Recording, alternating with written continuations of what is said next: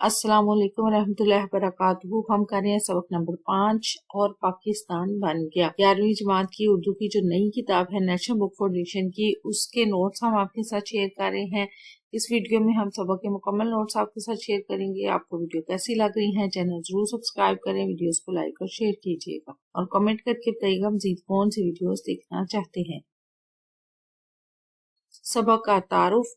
सबक नंबर 5 और पाकिस्तान बन गया। खतीजा मस्तूर का नावल आंगन ये उर्दू अदब का एक नुमाया सियासी नावल है जिसकी कहानी तहरीके पाकिस्तान से क़याम पाकिस्तान तक के दौरानिये पर मुहित है। नावल में सियासत को बराह रास्त नहीं बल्कि यूपी के एक मुसलमान खानदान की जिंदगी पर जो इसके असरात होते हैं वो पेश किए गए हैं। ये कहानी एक घर के आंगन में रोनमा होने वाले वाकयात को बयान करती है जो दरअसल पूरे मुआशरे की अक्कासी करते हैं। मरकजी किरदार आलिया के गिर्द घूमती इस कहानी में मुसलमान अशराफिया की घरेलू जिंदगी, नस्वानी जज्बात और मुख्तलिफ किरदारों की नफ्सियात को महारत के साथ इसमें बयान किया गया है। असलूब सादा मगर दिलकश है।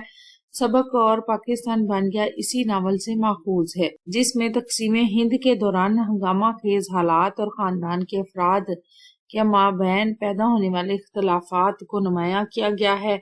खतीजा मस्तूर का ये काम उर्दू अदब में इनकी अहमियत और इनके फन की बुलंदी को जाहिर करता है। मुसन्निफ का असलूब बयान। सबक नंबर 5 और पाकिस्तान बन गया। खतीजा मस्तूर का असलूब नसर सादगी, हकीकत पसंदी और जज्बात की गहराई का मजहर है। वो मामूली घरेलू वाकयात को बड़ी खूबसूरती और तासीर के साथ बयान करती हैं और इनकी तहरीर में जुज़ियात नगारी की महारत नुमाया है। इनके मुकालमे फितरी और रोजमर्रा बोल चाल के करीब तर हैं जो किरदारों की शख्सियात और इनके बाहमी ताल्लुकात को वाज़ा करते हैं। आंगन में खतीजा मस्तूर ने एक खानदान की कहानी के जरिए बरसगीर की तकसीम के दौरान पेश आने वाले माशरती और सियासी हालात की अक्कासी की है जो इनकी नसर की ताकत और इनके मुशाहिदाती सलाहियतों का मुंह बोलता सबूत है। इनका असलूब सादा मगर पुरअसर है।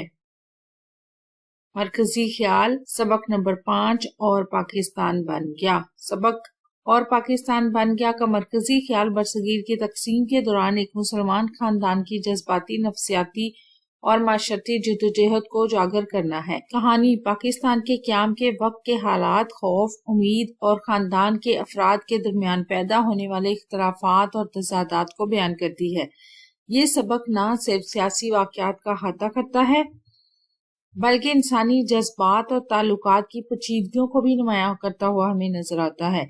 इसके जरिए मुसन्निफा ने तकसीम हिंद के असरात को इनफरादी सतह पर दिखाने की कोशिश की है जहां हर किरदार अपने मखसूस तजर्बात और ख्यालात के साथ आता है। खुलासा और पाकिस्तान बन गया। सबक नंबर 5। सबक और पाकिस्तान बन गया खतीजा मस्तूर के नावल आंगन का एक हिस्सा है जो बरसगीर की तकसीम के दौरान एक मुसलमान खानदान की कहानी को बयान करता है। कहानी का आगाज उस वक्त से होता है जब पाकिस्तान के क़याम अमल में आ चुका होता है। मुस्लिम लीगी रहनुमा कराची दारुल हुकूमत जा चुके होते हैं और मशरक़ी पंजाब में फिरका वराना फसादात की वजह से हालात इंतहाई खराब हो चुके होते हैं। बड़े चचा जो एक मेहरबान और सच्चे कांग्रेसी कारकुन है इस सदमे से निढाल हो जाते हैं और हर किसी से पूछते रहते हैं ये सब क्या हो रहा है। आलिया जो कहानी की मरकजी किरदार है बड़े चचा को तसल्ली देती है और उनका सर सहलाती है मगर वो जैसे खून की नदी अपनी आंखों के सामने देखते हैं। करीमन बुआ खानदान की पुरानी मुलाजमा फसाद की खबरें सुन सुनकर ठंडी आहें भरती हैं और कहती हैं कि इनके शहर में अभी फसाद नहीं हुआ है मगर हालात बहुत खराब हैं। बड़ी चची जो आलिया की मेहरबान चची हैं बम्बई में होने वाले फसादात की खबरें सुनकर अपने बेटे शकील के बारे में फिक्रमंद होती हैं और रोती हैं। जमील जो बड़े चचा का बेटा और एक मुस्लिम लीगी कारकुन है अपनी माँ को तसल्ली देता है कि सब ठीक हो जाएगा। इस दौरान आलिया का मामू खत भेजता है कि इसने अपनी खिदमत पाकिस्तान के लिए वक्फ कर दी है और जल्द ही जा रहा है। अम्मा आलिया की मगरूर माँ फौरन जाने के लिए तैयार हो जाती हैं। जमील भैया जो कहानी का एक और अहम किरदार है खानदान को पाकिस्तान जाने से रोकने की कोशिश करते हैं, अपनी जान की कुर्बानी देने की बात करते हैं मगर अम्मा बाजिद हैं कि वो जाएंगी क्योंकि इनके भाई ने इन्हें बुलाया है। जमील भैया کو عالیہ کی فکر ہوتی ہے، مگر عالیہ اپنی آنکھیں جھکا لیتی ہے اور کوئی جواب نہیں دیتی۔ بڑے چچا اس بات پر سخت ناراض ہوتے ہیں کہ خاندان پاکستان کیوں جا رہا ہے، جبکہ ان کی نظر میں یہ ان کا ملک ہے اور انہیں یہاں رہ کر اپنی قربانیوں کا ثمر اٹھانا چاہیے۔ اماں اور بڑے چچا کے درمیان تلخ کلامی ہو جاتی ہے اور بڑے چچا مایوس ہو کر بیٹھک میں چلے جاتے ہیں۔ عالیہ جو بڑے چچا سے بہت محبت کرتی ہے، ان کے پاس جاتی ہے اور کہتی ہے وہ اپنی ماں کا اکیلا سہارا ہے، اس لیے انہیں چھوڑ کر نہیں جا سکتی۔ عالیہ کے دل میں بہت سی الجھنیں ہیں، مگر وہ اپنے جذبات کا اظہار نہیں کر پاتی۔ اس دوران اسرار میاں جو بڑے چچا کے سوتیلے بھائی ہیں بھی کہانی میں آتے ہیں۔ عالیہ اوپر جاتی ہے اور وہاں کے مناظر دیکھتی ہے، جیسے کہ چاند اور گراموفون کی آوازیں۔ اس کے دل میں ایک عجیب سا سکون ہوتا ہے، مگر وہ جانتی ہے اسے یہاں سے جانا ہے۔ جمیل بھیا جو کہانی کے ایک اہم کردار ہے، عالیہ سے پوچھتے ہیں کہ کیا وہ واقعہ ہی جانے کا ارادہ رکھتی ہے۔ عالیہ جواب دیتی ہے ہاں، مگر دل میں بہت سی الجھنیں محسوس کرتی ہے۔ جمیل بھیا اسے یاد دلاتے ہیں کہ دور رہ کر یادیں بہت اذیت ناک ہو جاتی ہیں، مگر عالیہ اپنی ضد پر قائم رہتی ہے۔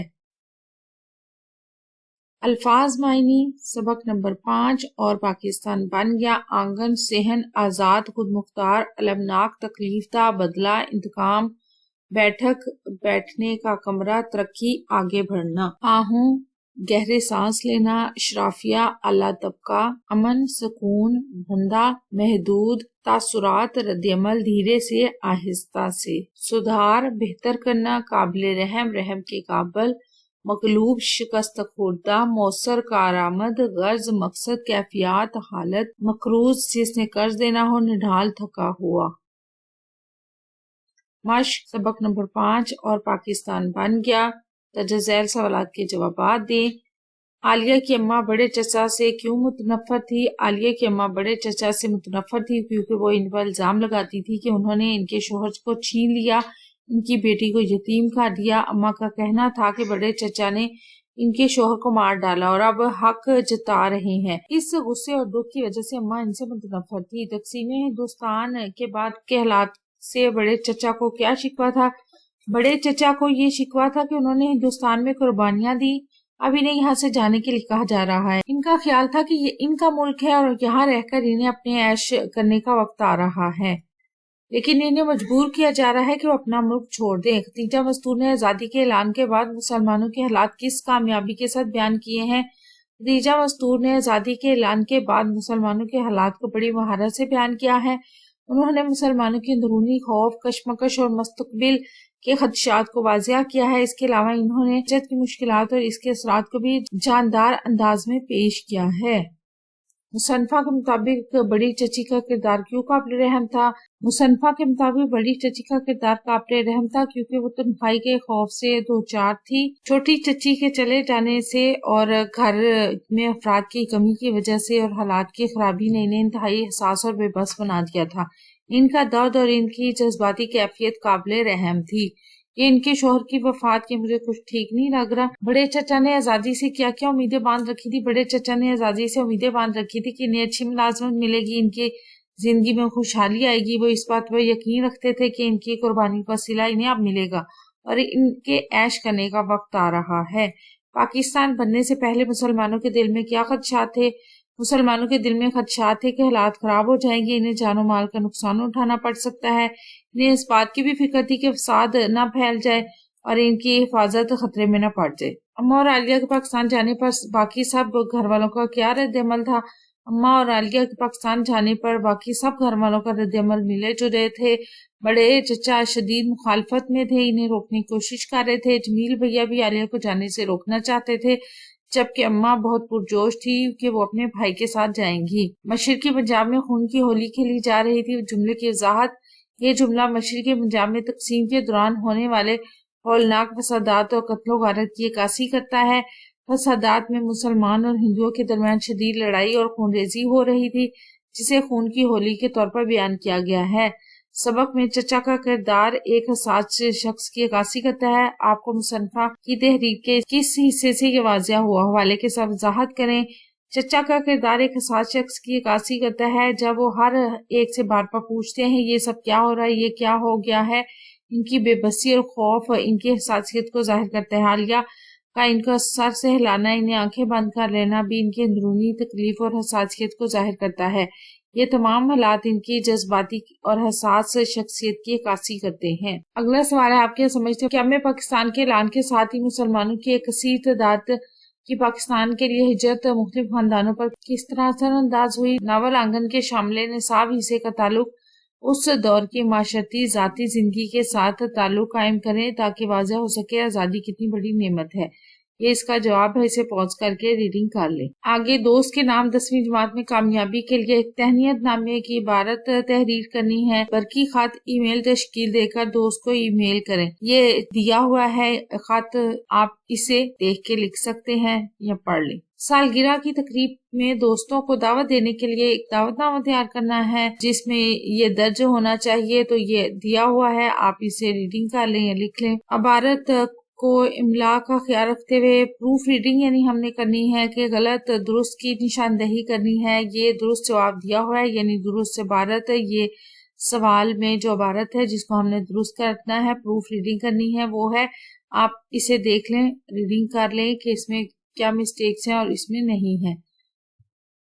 वीडियो कैसी लगी चैनल जरूर सब्सक्राइब करें, वीडियोस को लाइक और शेयर कीजिए, कमेंट करके बताएं मजीद कौन सी वीडियोस देखना चाहते हैं। अपना और अपने प्यारों का रखें ढेर सारा ख्याल। अल्लाह हाफिज।